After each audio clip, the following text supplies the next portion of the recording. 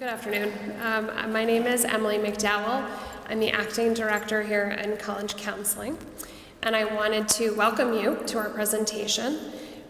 We're going to run through a number of items, but before I start, I really just want to emphasize that I know the time is very tight today for a lot of people, and if you need to get up and leave, I'm not offended. Please don't worry about it. Just do your thing. So let me start very quickly.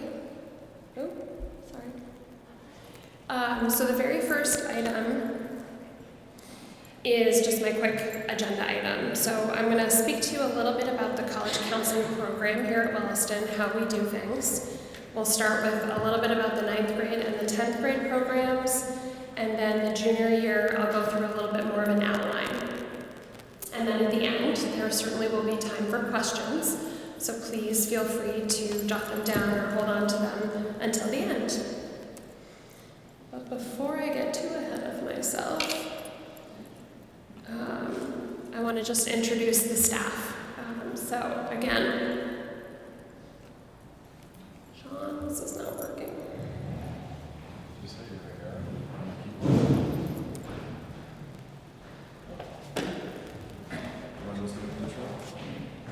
Sure. While we wait, why don't you go ahead and introduce yourself, Charlie? So I'm Charlie Lonergan. I'm the Associate Director of College Counseling. I'm the Senior Class Dean, Girls Lacrosse Coach, an advisor. I live off campus in Amherst. This is my 6th year here. And anyway, so thanks for being here. Pass it over to... Hey everybody, my name is Derek Cunha. I'm an Assistant Director of College Counseling. This is my first year in college counseling. I've been at the school for 16 previous years in the admission office, so I do know almost all the families in here from that process. Really excited about working in this new office. Aside from this role, I'm also our boys hockey coach, our boys varsity hockey coach, and I live in John Houston White House as well. All right, so I'm Emily McDowell, as I said earlier.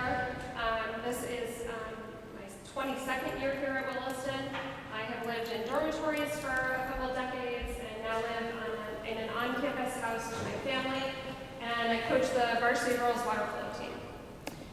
Additionally, we are missing Alex Tancroft-Fontaine, who is a new college counselor with us this year. She is a half-time English teacher and half-time college counselor.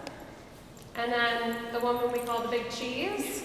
Let you introduce yourself, Diane. I am Diane King. I am the coordinator for student services in college counseling. I'm the face you see when you walk in. This will also be my 22nd year here at Williston. What Diane has not led on either is that she has successfully led 5 children through Williston and to college through the college process. So she, more than maybe anybody, knows a lot about this process. All right, so as we go along, I'm going to tell you a little bit about some of the photos that we threw into this presentation because I think it tells a little bit about the story of our office. But on the left, you have the 3 of us. We traveled to Houston a week ago? Just a week ago, for a conference, and while we were there, we took advantage of being in that area and got to see Rice University, the University of Houston, and then we drove out to Texas A&M. We've seen a lot more business in the South in the last couple of years, a lot more interest from our students, so we felt like it was an exciting time to go and do that. There's Diane. Diane also didn't mention, she's the one who answers the phone too. I'll circle back to the phone number so you have it at the end of the program, but please feel free to, at any point, call us with any questions that you might have. So to start, I think it's important to just sort of share a little bit about our space. We are very lucky here at Williston. We have our own building. If you go towards the schoolhouse, we're the little building right next to the schoolhouse, directly across from Tandem. That is a convenient spot for students specifically, so we get a lot of traffic in and out as they're walking to and from Tandem. The second thing I want to highlight is that we spent the last spring redesigning some of the space in our office. We found that one of the challenges of COVID is that students stopped coming into our space. And so we redesigned the space to be a little bit more welcoming, a little bit more comfortable for students, and have set up some snacks and a coffee bar, and it worked. We have a lot of students who are coming in and just sort of spending time. And in my opinion, it allows students to just feel comfortable, to feel at ease when they come in. It sort of takes a little bit of the extra stress off of being in college counseling, for sure. You'll see on any given day a number of students doing homework, just spending time in between classes, grabbing a lunch and doing something college-related, etc. It's also a really convenient space for the colleges that we have coming in to meet with our students, and I'll get to a little bit more about that in a minute. So one of the details that I want to share with you is that there's a lot of terrifying words when you start to think about college, or you start to read about college and college admissions these days in the news, on the news programs, in the newspapers. Last spring, some of the headlines included words like dumpster fire and stress and anxiety. If you go to Barnes & Noble, the section on college includes books that talk about, how to make it less stressful and all this jazz. And what I really want to emphasize with you is that there are a lot of factors that have gone into why this can be a very stressful process for a lot of students and families. Certainly, the anxiety has led to students having longer lists than maybe some of the parents in the room might have had back when we were looking at college.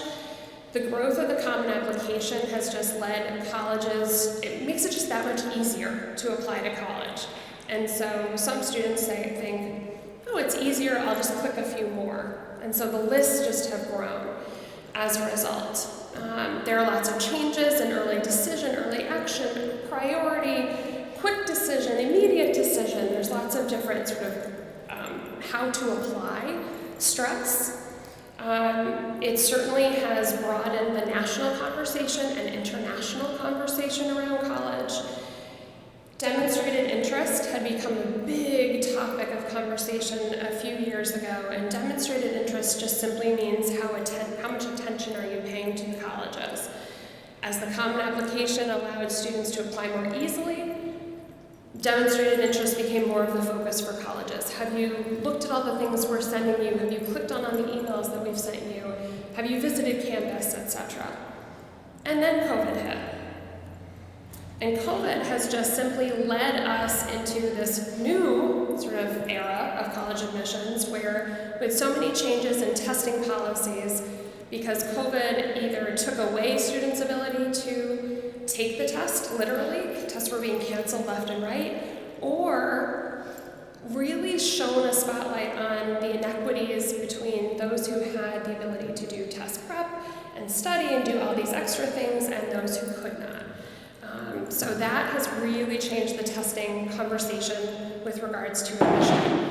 And frankly, most schools are still test optional. So that's a whole new conversation that we're having with students. Then, because of this lack of testing and a few other factors, we have these astronomical application number jumps in the last few years, which again circles back to just adding more stress around this process.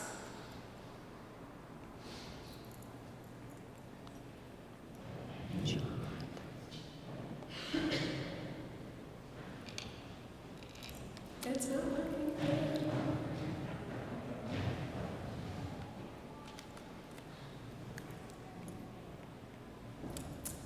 Well, until John comes down and rescues me. What I have, the next slide should say there's good news. So all of that stress and all of that anxiety has just allowed us to sort of sit down and really focus back on what we do well here at Williston. And what I want to highlight for you is that the class of 2022, which sort of was the second big class to come post-COVID,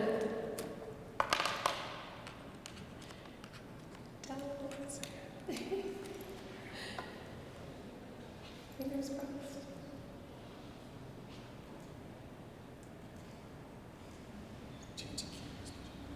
One second. It's changing.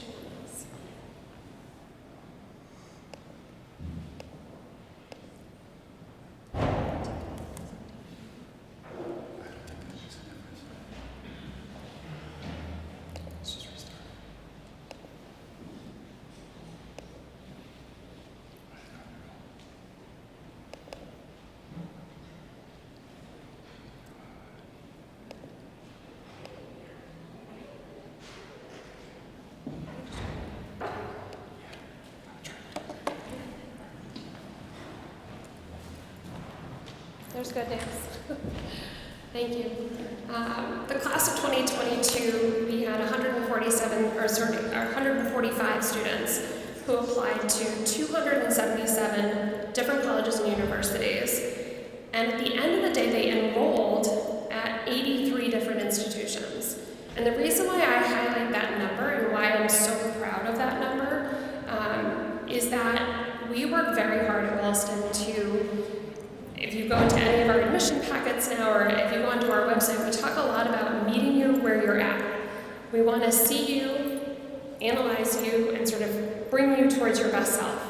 And I think that 83 different institutions for that number of students means we don't have these hordes and masses of students going to the same institutions. We don't sort of lump everybody together and say, well, you're this kind of guy, and you're this kind of gal, and we're going to sort of get you to where you need to be.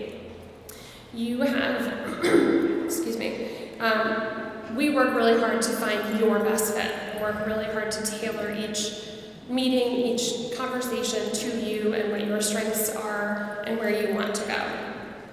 Our average application number last year was only 7.8 applications, which is very different from the average of the country. So the next thing I want to share with you is a little bit about sort of why those things have happened, why we're so proud of our program and why we're excited.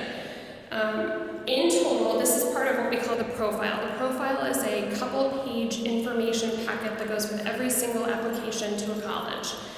And in that, we share details around Williston and the strengths that Williston has so that each student is put into context. Of the 431 upper school students, we had 145 seniors last year. This current year, we have 148, which is the second largest in the school's history.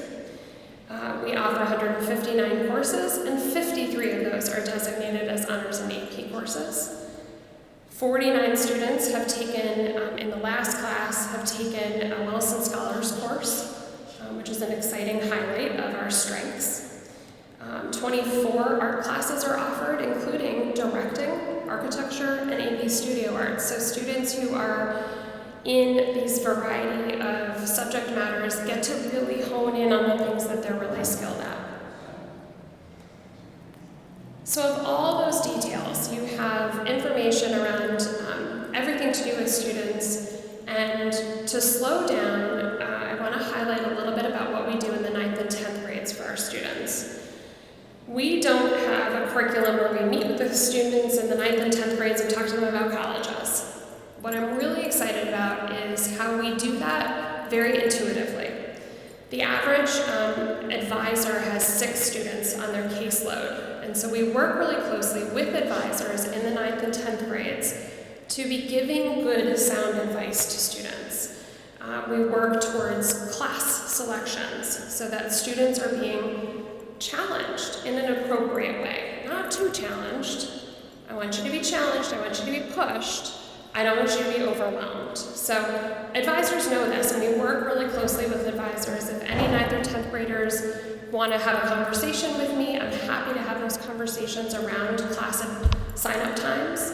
I also have a lot of conversations with advisors in passing on behalf of students. So there's class selections. The core program, which I'm sure you've all heard a lot about, works with students towards growing their best selves. And so in the 9th grade, we're focusing on building a little leadership, expanding your friend group, working on your challenges. And by 10th grade, we're really starting to help the students hone in a little bit more on how to be a leader. What does a leader look like? How can you be a leader in your world? And so we sort of gently guide them, and through all those details, they're getting college counseling advice, they're getting pushed, they're getting encouraged to sort of build their little resumes as they're growing into their older student selves. Anything you want to add that I'm missing? Okay, so I'm going to invite Charlie up, and he's going to walk us through a little bit of the junior year timeline and give us some more details.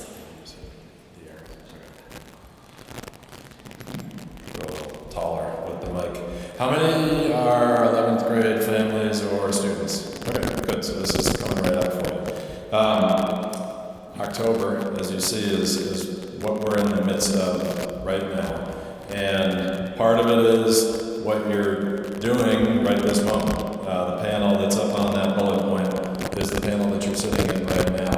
And in some ways, that's the kickoff process. In other ways, I'm sure you've been to this panel before or stopped in and said hello. In addition to this, we have the PSAT testing date coming up on the 25th, I believe. So typically it's the, wow, we have students walking through waving and distracting me. Typically the PSAT date is the second Tuesday in October, but thanks to long weekend, we bumped ours to the second offering, which is the end of the month, so the 25th of October. So juniors will be taking the PSAT here, and that's something that we still, I guess, mandate for all juniors, though the SAT obviously has become far more optional now for all applicants. As we move into November and December, as you can see on the screen, we begin to hand out registration or account information for SCORE, so SCOIR. That is the database, the Google, if you will, of the college search process. It's where you all as parents, students, and then us, we all have an account, an individualized account for each student, and it's where we will work with you and your student to build college lists, and over time start to narrow down ideas into actual lists, into this is where we're applying, into this is when we're applying, and then obviously into this is what the decisions were. We say to consider visiting schools over Thanksgiving break. You obviously won't see students around campus, but if your travels bring you somewhere, whether it's a school that may or may not be on a list ultimately, it's always helpful to see a college campus so you have some info to compare and contrast once the real stuff starts. January, so as we roll into 2023, that's when we'll begin meeting one-on-one with juniors.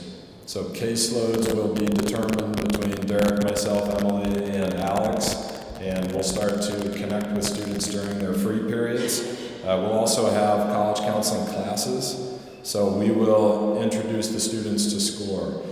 We'll talk over personal essays. We'll talk over how to build a list. We'll talk over the different factors that go into why do you like this college over that college.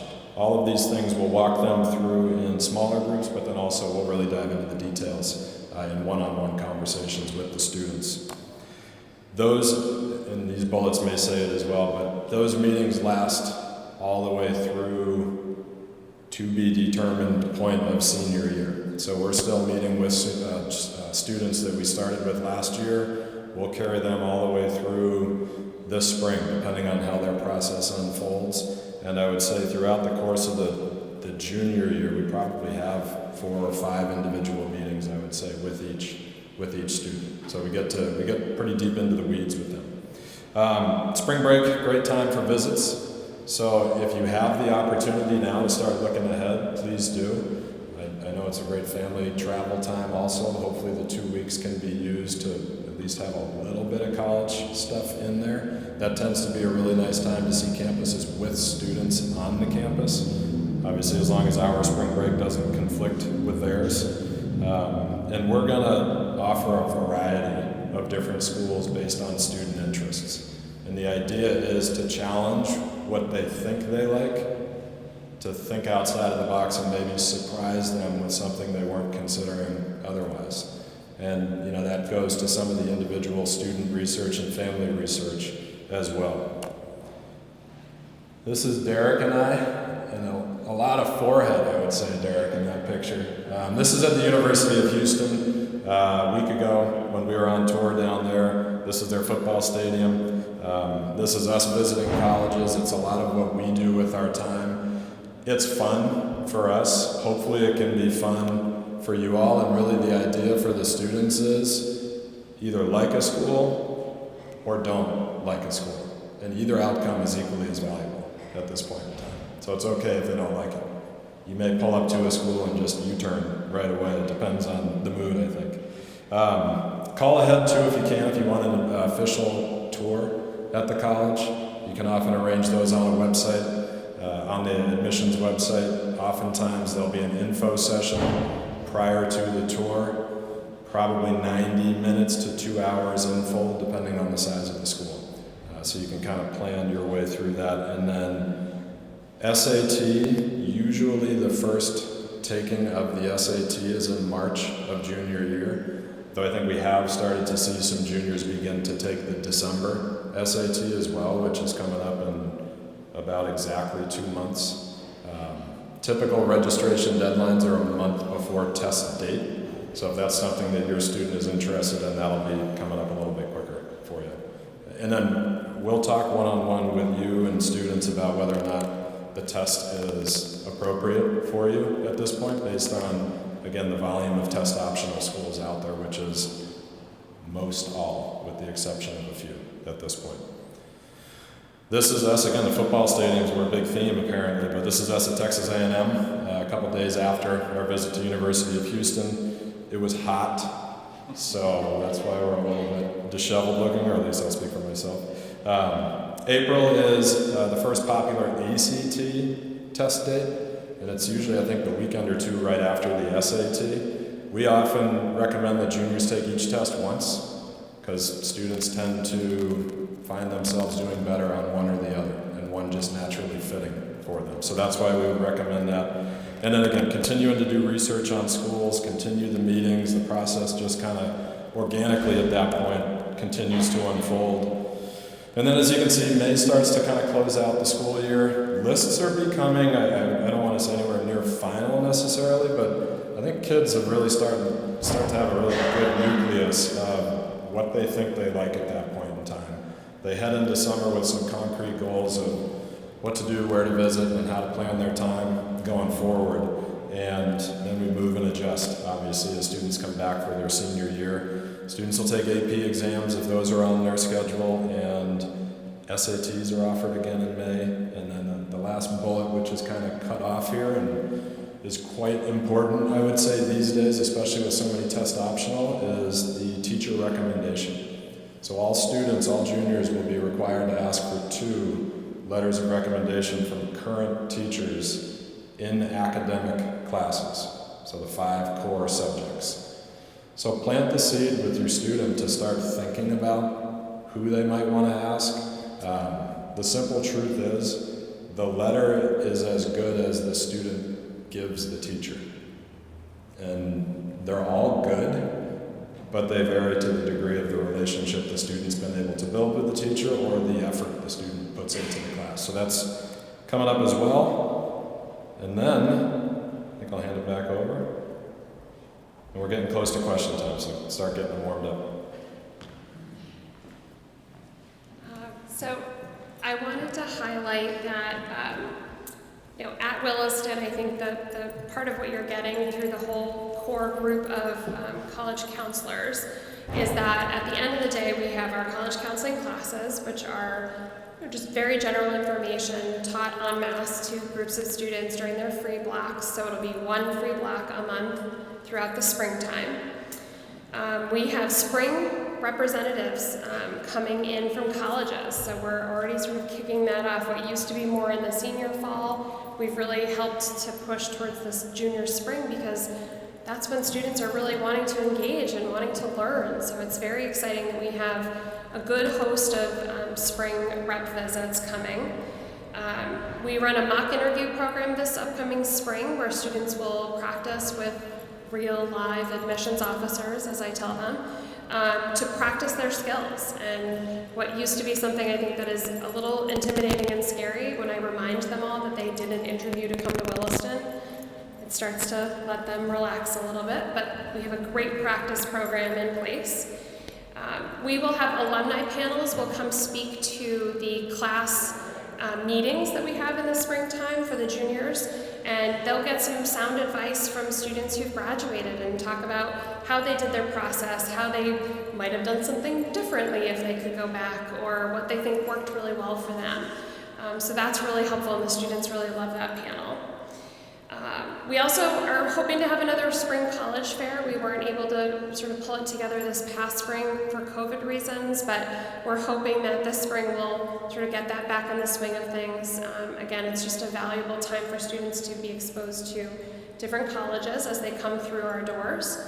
And then if you're still around tomorrow, there's a great panel on athletic recruiting that would be great to go attend. But if you don't have that opportunity, I think the thing I would like to highlight is if your son or daughter or child is interested in pursuing athletics in college, we work really closely with advisors, with the coaches. We all are coaches ourselves, and we work really hard to sort of figure that step out as well, as the process can be a little different and nuanced. I think the biggest takeaway I hope you have from this is that we work really hard at creating the right list and a balanced list for each one of our students. Our focus is definitely on success at the end of the process, whatever that means for your student, and we work very hard at that. Charlie highlighted some great things that you guys can be talking about as family units, and I'd like to also highlight that one of the bonuses, one of the added, in addition to the test optional piece that COVID has led us into, is that there is so much available to you online. So if traveling somewhere this spring break isn't an option for you, but to sit down maybe over the holidays or sit down during spring break and do some of the virtual visits, colleges have really just ramped those opportunities up and offered them tenfold to what they used to have. So, there's lots of open houses, there'll be virtual fairs, virtual opportunities to connect with students directly, or program leaders, or department leaders, etc. So please, take a moment to look through a little bit of that this spring, because those things count just as much as physically going to campus. A couple different things that we would recommend if you're interested in a physical book or some of the websites that are out there. The FIS Guide, both online and the big doorstop size book, is available still at Barnes & Noble and is still one of our go-tos. We do really appreciate the write-ups that they have and the advice that they give. There's also a great little workbook called College Match, and I have extra copies in my office if anybody would like one, but I'm also happy to send out the name and author. I know it's hard to see there. It is a workbook, and so it works through a lot of sort of values exercises and things that are important to you so that you can sort of come up with some of the qualities that you might be looking for in a college. And I just appreciate the way it's written. The cover art is not my favorite. It's a little strange. And last but not least, we are big fans of someone called the College Essay Guy. And he is someone who we've met in person, seen speak at a number of conferences that we've attended, and he has some great resources on his website. But specifically, the College Essay Essentials book is a book that we hand out to students when they're struggling with how to get essays going or just don't know what to do. There's some great exercises in the beginning of his book, and he really walks the students through it. I also share a lot of his videos and workshops with students. I think they are wonderful. He's a wonderful resource, and he just knows what he's doing. So that comes to our question time. Are there any questions out there? We're actually in year 11, but we also got an email about the PSAT for the 25th. Is that, do sophomores take that as a matter of courses? Yes, so sophomores and juniors. So for the sophomores, it's truly just a practice experience, getting to understand what the test is about, what they might want to work on for the next year. And then junior year is the year that it does count towards the National Merit Qualifying Scholarship. And then, again, it's still a practice though. It's still just an opportunity to get a more standard formal test under your belt. And we need to register for that, or is everybody automatic? Yes, no, everybody at Williston is automatically registered. Shannon Kalong is our testing coordinator. I should have added her up on our slide earlier because she's someone who you will receive a lot of notifications from in the coming years. She's a wonderful resource. She's someone who, if your student has accommodations, you need to go through her to apply for accommodations for the standardized test through both College Board and ACT. And she also sends out great emails in the weekly updates around the testing deadlines. And that's something that it's an overwhelming amount of information, I know that, and she's great about just sort of nudging you that, oh, the deadline's coming up, don't forget. In addition, I will highlight as well, if you go to the college counseling portion of our website, under college counseling, if you scroll down past our pictures, there's a line that says testing. If you click that open, Shannon has a great grid of what test is offered, if it's offered at Williston or not, how to register for it, and what the deadlines are, and what the late deadlines are. So it's a great grid to just print out and throw in your calendar or however you keep track of dates. So thank you. Other questions? I'm just curious if you offer SAT prep at school or if you suggest they take it elsewhere. Thank you. Yes, we do. So for the first time this year, we offered a PSAT prep.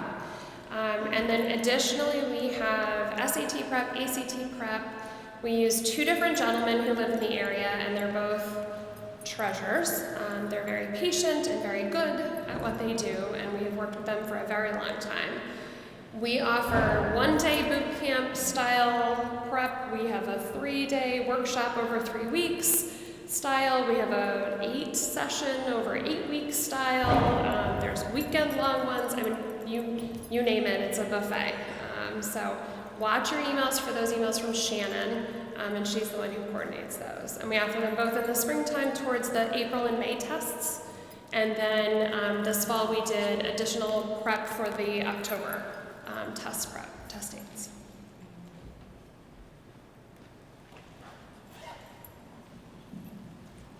So you talked a little bit about the 9th and 10th grader and how you basically prep them through advising. So academics is essentially one side, but what about the other side in terms of their experiences, extracurricular experiences and interests, any summer programs they might attend, things like that? Yeah, thank you. So 9th grade is really, I think, the biggest transition year for most students. So I think the prep that we do is really just sort of getting them acclimated, getting their ground under their feet, and knowing that, where their strengths and weaknesses are. Then in the 10th grade, I think that when you become a 10th grader, it's a little bit more nuanced in terms of your advisor is helping you sort of stretch your legs a little bit. Do you have some leadership skills? What might you want to do? What sort of clubs have you joined? If you haven't, let's figure out some clubs that you might be a good fit for. And then I think it sort of grows from there. And a lot of it has to do with the core program. So the core is our sort of theme that we run throughout the 9th grade, and then a separate core topic throughout the 10th grade. And 10th grade is a little bit more about building your strengths and sort of adding to your leadership, adding to your resume, just trying new things, trying to do a little bit more. That's when I think a lot of students will take maybe a 6th art class. So they're stretching themselves a little academically, maybe they're being pushed to join a club, etc. But it is, again, it's a little more built into sort of some of the messaging that they get a lot from our class meeting time, which we do about every month. Yeah, we have an all-class meeting about every month, so they're getting a lot of that messaging through the class deans at that point.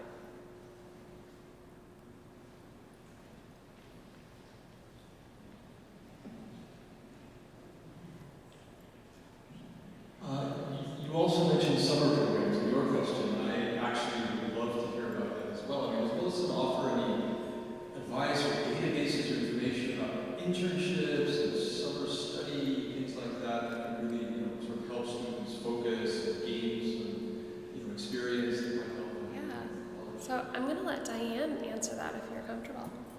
Oh, sure. Yeah, we have a database that we use in Williston called SCORE. It's what the kids will use to do their college searches. And within SCORE, there are folders. In one folder, we dump all kinds of information, resources, links. One of them is just for summer programs and summer activities. They're both academic and experience-based. So it's all and all over the world, not just here. So definitely worth looking into. So the juniors have access to that, and then separate, when we get information from let's say it's a science-based program, I'll send that directly to the science teachers that it would apply to, and they will then forward it to other students who they know might be more interested in that. There's also a bulletin board by the mailboxes in the student center, and a number of summer program opportunities get posted there as well. If someone's looking for something more specific, I'm happy to go find it and help anybody who needs help with that.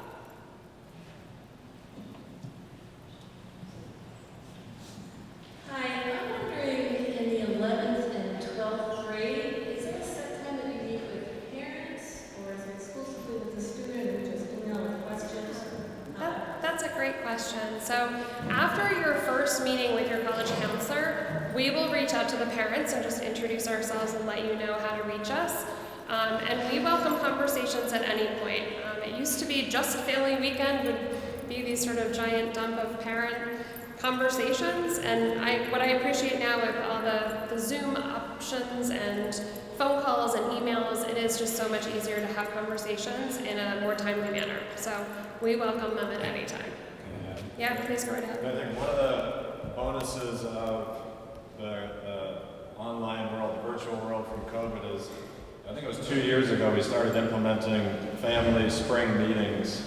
And it typically was in April and May, I think, so it was more of a, this is what we've done and this is kind of what you all should do in the summertime.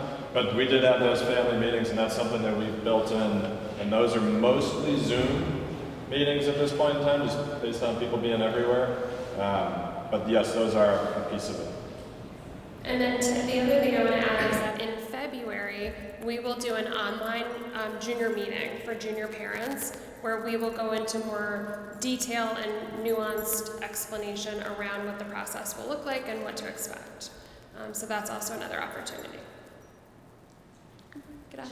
I'm just wondering if there's any additional support for the international boarders, and if your college search extends to if they were to look at international universities. Yes, wonderful question. So I should have thrown up our matriculation list from last year. I think we had 9 different international schools included in last year's group, and I think that number grows to about 13 or 14 schools over the last 2 years. So I've had the pleasure of traveling internationally to look at colleges. We certainly have a host of adults who know a little bit more about programs, and we do a lot of research now around international schools. So definitely on our docket and definitely within our wheelhouse. And then additionally, in terms of extra support, not necessarily extra, but we're here and we're happy to meet as often as a student needs.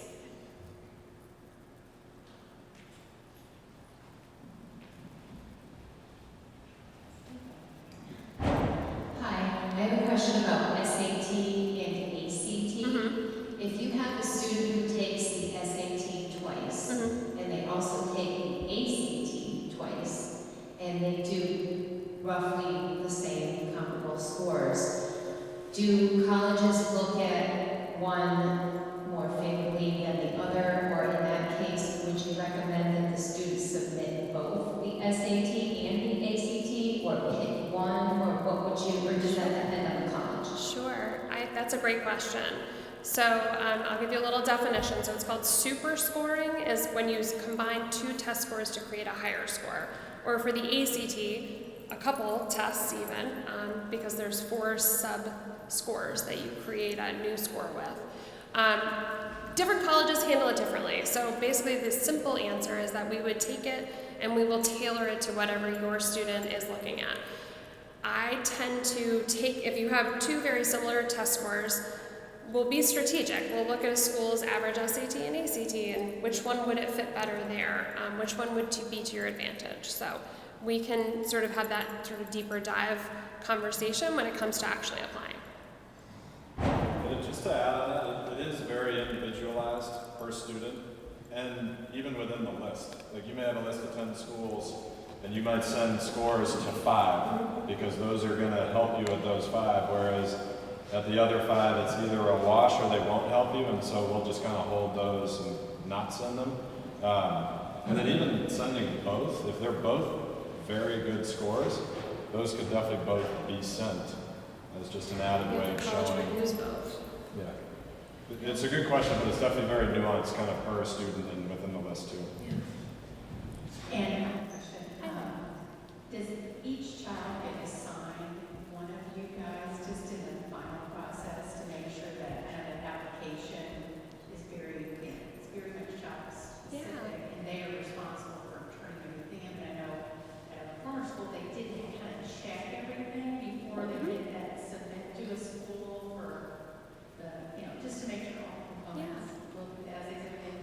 Absolutely. So I just wondered how you do that, if it's a team approach or if you do have Sure. one person assigned.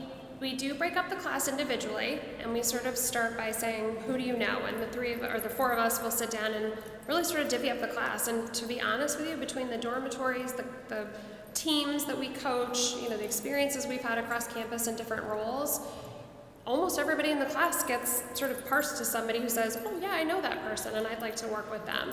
And then, so we do individual meetings, and those individual meetings at this time of year, we're going through the application, we're going through the essays, the supplements, what's your next task for your next appointment, and we write little to-do emails, and then they come back and we do it all again. And I'm speaking from the sister for Jackson, that there were some things where, I guess, and I don't know if you experienced this, but she would send it or the school would send it and then it wouldn't show up on the other end, like that they didn't receive it, like they had to send some things a couple of times through that portal or however it's done. Okay. It was kind of interesting. I just noticed it seemed like she wasn't checking always to make sure everything went, so. Okay. I think we work really closely with making sure everything's sent and everything's sort of where it needs to be. And it's with the new system a couple years ago, there were definitely some hiccups, but we certainly didn't have a lot of that last year. What happens a lot of times is colleges will automatically send out an email regardless of, as soon as they get, it's like an application, an automatic email goes out and kids will go into a panic thinking something wasn't sent when actually it was. It's just everybody got that same email on as soon as they received the application packet. If I could add as well, coming from my admissions side, especially around these deadlines, you're going to see schools just get a huge dump of information from applicants. So they may look and see, oh my God, this hasn't been received. They have to process it on their end. And some of you may have had that same experience when you applied here, that you send your stuff in and it's not showing that recommendation, or showing, or geez, you don't have my transcript. When really we just have hundreds of pieces of paper that we need to get into the system and kind of mark on our side. So it's just kind of exponential at the college level as well. Thank you. That's perfect.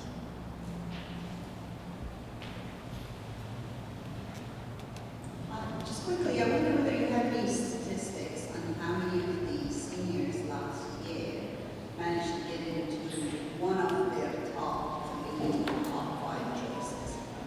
I don't have that statistic, but what I can tell you is that about 30% of the class was admitted to a decision school. So they're saying that's their top choice and they're getting into those schools. And the number jumps up to about 70% of the class was admitted to either an early decision or an early action school, so an early program. So they sort of had a home moving forward in the early side of things. Hi. This is about tomorrow with the recruiting, athletic recruiting panel. Yeah. I was wondering if it would be online, like live. It will be recorded. I don't know that it's going online. It will be recorded. Oh, thank you. You're welcome. Good question. Anything else? We certainly welcome questions or comments at any time. Please don't ever hesitate to reach out to any one of us. I can go back up and put our phone number at the top here. But again, you all know where our building is, so if you need some advice or you have a question, please don't hesitate to stop in anytime you're on campus, or certainly give us a call. You can call Diane. She'll